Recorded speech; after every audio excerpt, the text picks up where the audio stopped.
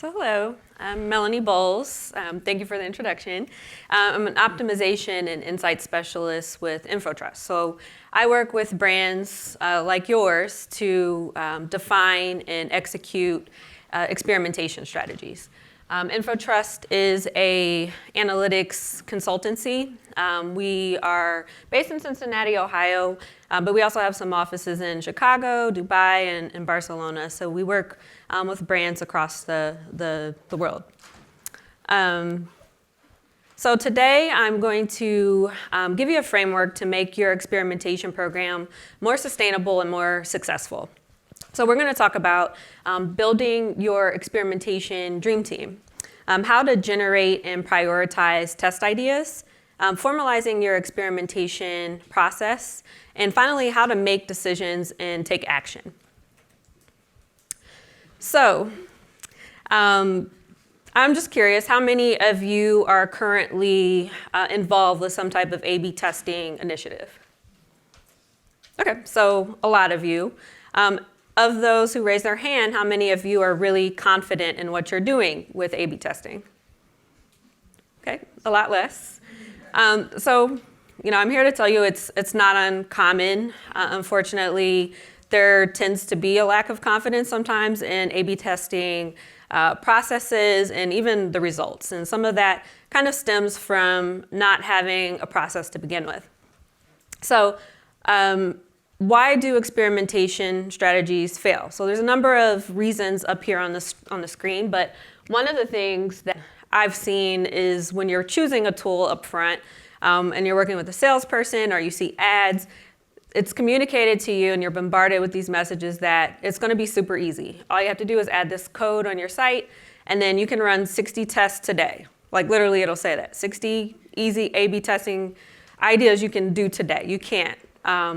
It says it's ridiculously easy. It's not true. It's ridiculous to think that it's ridiculously easy because there's so many implications of installing an A/B testing tool on your site and being able to just go on there and literally change anything. So you really have to have a process. So one of the most important elements of avoiding some of these points of failures is the structured process. So that's what I'm going to talk about a lot today. So it all starts with engaging a team and building a team that is going to support you in this initiative. So many of us who are actively involved in A/B testing are wearing many hats. That could be because that's the only option at your organization, or it could just be that people are failing to realize how important some of the other departments are in this process. So who should be involved in your A/B testing or experimentation strategy? So I'm going to put up a lot of job titles here, and you may or may not have this capability on your team, but the point is that you need to diversify your team, diversify points of view, and involve team members that are sometimes overlooked with this type of project. So you may think that this is just a UX function, and I've found sometimes when I join an organization to help them with A/B testing that they're not involving anybody outside of UX. So you need to think about the teams that you may have overlooked. So SEO is often one of those teams or functions. QA, unfortunately, is often overlooked, and it's really important that if you're doing an A/B test so you can actually trust the results, that you know that it is being executed flawlessly in a number of situations. So, across devices, across operating systems, this is something that just is imperative that you do. And of course, somebody to really analyze the data. Unfortunately, sometimes when people are possibly moving through different tools or working in different roles, they don't necessarily understand the data, and I actually hear statistics being used atrociously. You really need to have somebody that can understand how to take the data and communicate it in a way that people that are not statisticians can understand. Oh, marketing, sorry. Didn't mean to leave that off. So part of sustainability means involving the right people at the right time. So I'm not saying that all of those people need to be included in every step of the process. You don't want people to get burned out. You don't want people to get frustrated. Essentially, you need to understand the essential processes and the people that are essential to those processes at each stage. So notice who's involved at the review of insight stage. So a lot of the other presentations today have talked about silos and getting organized and communicating with other teams. This is how you do that. You don't have to pull everybody in on every stage, but you definitely should involve everybody when it comes to communicating what happened, what was successful, what wasn't, and if we're going to actually implement a variant or a change on the site. So once you have your team together, you might already have a big list of tests, or you might be in the stage where you need to generate some test ideas. Or you might need to generate good test ideas, and you have some that aren't so great. So this is, test ideation should start with the data sources you have available. So essentially, across different departments, people are probably using different data sources. Obviously, web analytics, heuristic frameworks and evaluations, user feedback and surveys, heat maps and user recordings like we heard in the previous presentation. And those really are great for generating some very specific ideas that you can't necessarily find in web analytics data alone. So there's a number of bullet points up on the screen, but the point is you're spending a lot of time, somebody's spending a lot of effort and money to track important interactions on your site. So make sure that if you don't understand how to do it, you're working with somebody that can help you pull out the insights for the key objectives for your organization to understand how some of these big groups of metrics are performing across audiences. So your mobile users, of course. If there's users, if you're doing business internationally, do you understand how your experience is affected by those users that are coming from different places? And of course, campaign level. So campaign users referred from similar campaigns, do you understand how those metrics are being affected by the campaigns that they're being referred from? And like I said, qualitative data tools are really imperative and sometimes missed. So I have a little case study where we actually engaged several departments at one of our clients. And they're an online retailer. They used a remarketing survey with Google surveys where they wanted to understand why users were abandoning their carts. And it was a pretty simple, quick survey. And one of the questions we asked them was, did your order qualify for free shipping or free returns? It was kind of a trick question because almost everybody does on this site. It was a very low spending level required to qualify for free shipping or free returns. And 60% of the users said no, just definitely they didn't. And that was a big problem and an eye-opening little bit of data. So this led to a number of test ideas where we worked to improve visibility and clarity of the shopping offers and the free returns policy. So we engaged several departments that didn't usually necessarily play well together or talk to each other to come together and get some test ideas in play. So you also may be in a situation where you have a ton of test ideas. So that also happens quite a bit, or after you've done this brainstorming and you have multiple departments giving you multiple ideas for tests that you can run. So you need to basically choose a structured, documented process for prioritizing tests and have one single point of truth for tests. So even if there's tests that are coming from your marketing department, tests coming from UX, try to get them all in one place and prioritize them as an organization. So there's a number of models that you may have heard of. There's a PXL, there's a PI method, the ICE method. There's a lot of different methods, and it really doesn't, I'm not gonna say it doesn't matter which method you choose, but just consistency is key here, and buy-in from your team, because you'll run into Sometimes arguments may arise where one department thinks their test is more important. But if it comes down to measuring it based on the objectives that you're agreeing upon as a experimentation team, it makes it a little bit easier. So I like the PI method. It's simple and it's PI. It's easy to remember. So it's a very simple example here. PI stands for potential, importance, and ease. So potential would be defined by the data. So what I talked about a little bit earlier when you're deciding on what tests that you want to run, web analytics, heuristic analysis, voice of customer data, anything that you have available to show that there's a problem. So if you have some type of metric for a specific audience or specific device, that's where you define how much potential there is for improvement. For importance, how important is the traffic to that page or interaction on that element? So traffic volume, return on investment, cost. And then finally, ease. Is it technically easy to implement? Is it politically easy to implement? Are there going to be internal barriers that are going to keep you from moving forward with this test? And this is a simple average. Take the PI score and you sort it by whatever makes sense. So you've set up your team, you've defined your tests and prioritized them. How do you formalize your experimentation process going forward? So the answer is templates. One way is templates. So templates are simply a way to standardize a process. So I worked in a manufacturing environment previously. It was an ISO certified business, and I've never seen so many templates. There's a process for everything. There's a process for developing templates. There's a process for changing them. There's a process for storing them. And then even those processes have processes. So I kind of take that background and apply it because essentially A/B testing is a production environment.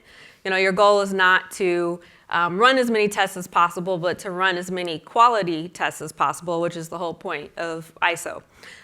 So essentially, the more tests you run and the more parties that are involved, the more you need to lean on a standardized process. So some of the templates that you might need, and you might already be using, a test queue, which I already talked about when you prioritize your tests using some model, a test brief, of course a test report that you're going to share across your organization. But some nice to haves are a QA checklist, like I talked about, having some elements that you're always going to check before any test runs.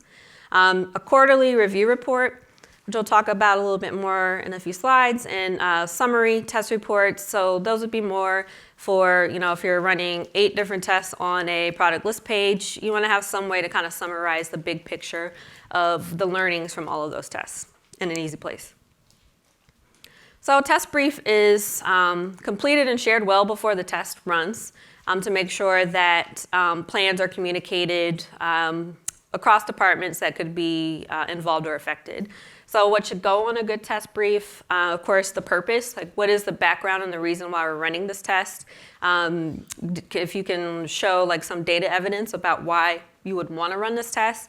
Hypothesis, of course, if then, because, if I do this, then this is going to happen because of this data.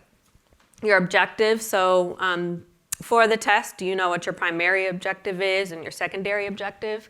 And I'll skip down to the bottom, guidelines for decision making. If you can do this at the beginning, it makes it so easy to make decisions at the end. What are the parameters in which you will decide to actually make this change? And if you're not ready to make the change, why are you running the test?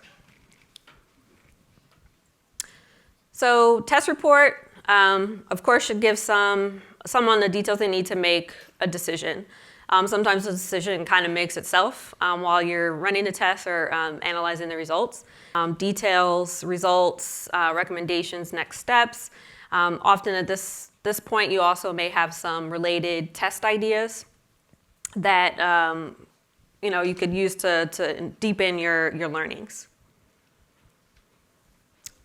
So when it comes to making decisions and taking action, it really comes down to managing people and processes from the beginning. So with an A/B test, you don't need to use a complicated framework to make decisions.